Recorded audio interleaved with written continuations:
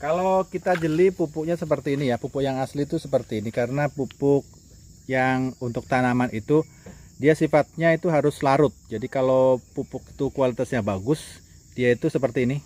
Apabila terkena air, dia akan larut secara sempurna. Ini adalah Ponska 15 10 12 ya.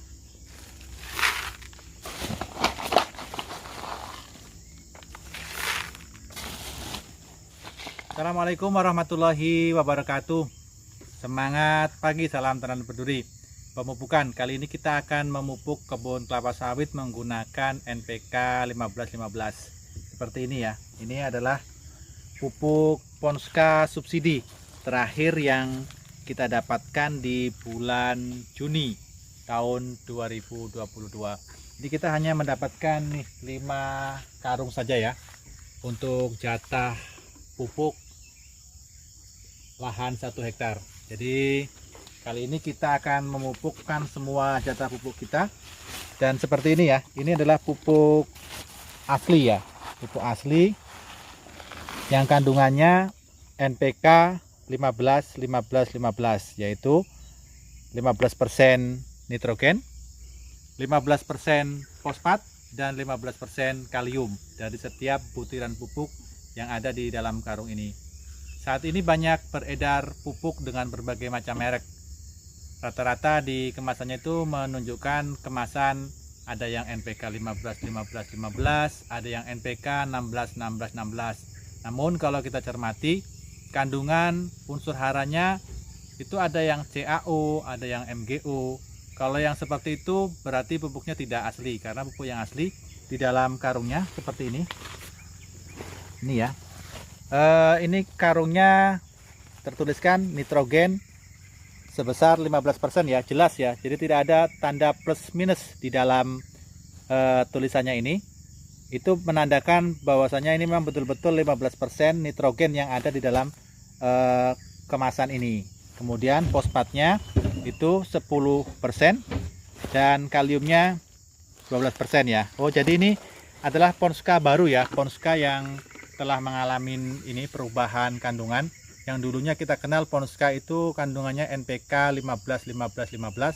Saat ini yang terakhir kali ini kita dapatkan kandungannya adalah NPK 15 10 dan 12. Jadi seperti itu pupuk yang akan kita gunakan di kebun ini. Untuk pemupukan sebelumnya kita menggunakan pupuk NPK 12 12 17 di kebun ini, dan itu kita lakukan hampir 1 tahun yang lalu. Jadi pemupukan kali ini sangat terlambat, yaitu kita lakukan dengan interval lebih dari 1 tahun ya. Sebenarnya pemupukan yang benar itu harus rutin jadwalnya. Jadi kalau kita gunakan rotasi per 4 bulan, berarti kita berikan minimal setiap pemupukan itu 2 kg. Kalau kita lakukan dalam 6 bulan, minimal 1 pohon itu kita berikan 3 kg sesuai dosis anjuran apabila kita menggunakan pupuk NPK. Dan sesuai kebutuhan tanaman, untuk tanaman yang sudah tinggi seperti ini seharusnya pupuk yang digunakan adalah pupuk NPK 13627, karena pupuk dengan kandungan seperti itu fokus untuk peningkatan produksi buah kelapa sawit. Dan kali ini kita menggunakan pupuk NPK seadanya ya, yang kita punya ya. Daripada tidak dipupuk, mending kita pupuk dengan anggaran yang tersedia. Demikian dari kebun petani sawit swadaya. Kondisi pemupukan yang menggunakan pupuk Ponska subsidi yang sebenarnya kandungannya tidak sesuai ya dengan kebutuhan tanaman, tapi apa boleh buat, saat ini hanya ini yang kita mampu berikan. Dan untuk rata-rata petani juga sepertinya saat ini juga masih mengalami kesulitan ya apabila kita membeli pupuk non subsidi, karena saat ini harga pupuk NPK 13627 di daerah kami di Samboja harganya itu sudah mencapai 670.000 per karung. Sedangkan untuk Ponska ini kita dapatkan dengan harga 115.000.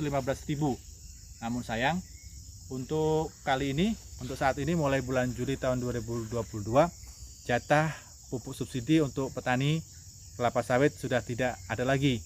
Data petaninya kosong semua untuk jatah subsidinya. Jadi untuk ke depan kemungkinan besar kita tidak bisa lagi mendapatkan pupuk ini. Salam tanam peduli, sukses selalu untuk seluruh petani sawit swadaya.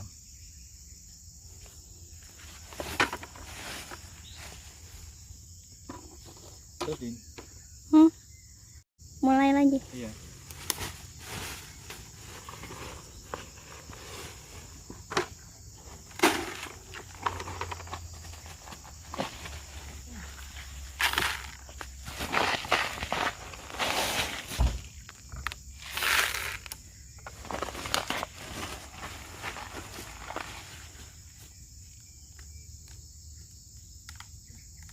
Kalau kita jeli pupuknya seperti ini ya, pupuk yang asli itu seperti ini, karena pupuk yang untuk tanaman itu dia sifatnya itu harus larut. Jadi kalau pupuk itu kualitasnya bagus, dia itu seperti ini. Apabila terkena air, dia akan larut secara sempurna. Ini adalah Ponska 15 10 12 ya.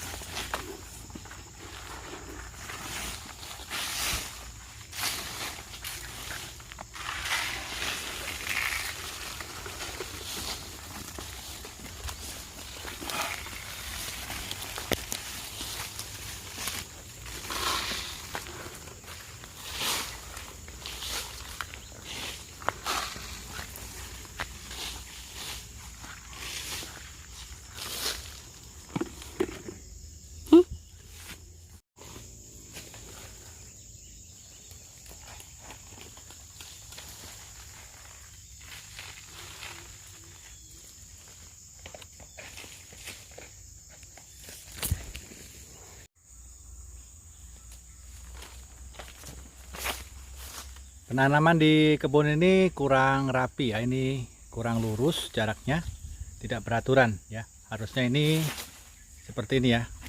Nah, itu harusnya sampai di ujung itu terlihat lurus.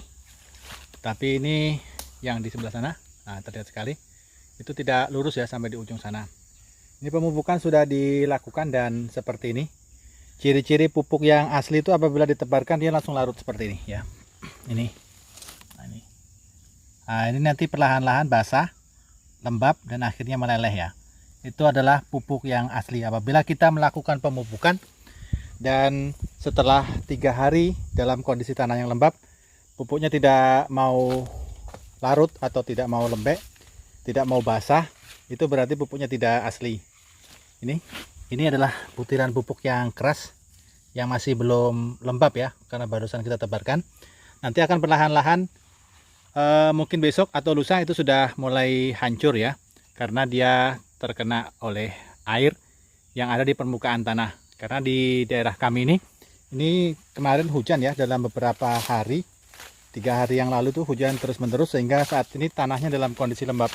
Jadi pemupukan yang terbaik adalah dilakukan saat setelah hujan, sehingga pupuk yang kita berikan masih mendapatkan cukup air untuk melarutkan pupuk tersebut ke dalam tanah, yang selanjutnya bereaksi dengan tanah dan akhirnya diserap oleh akar-akar tanaman seperti ini.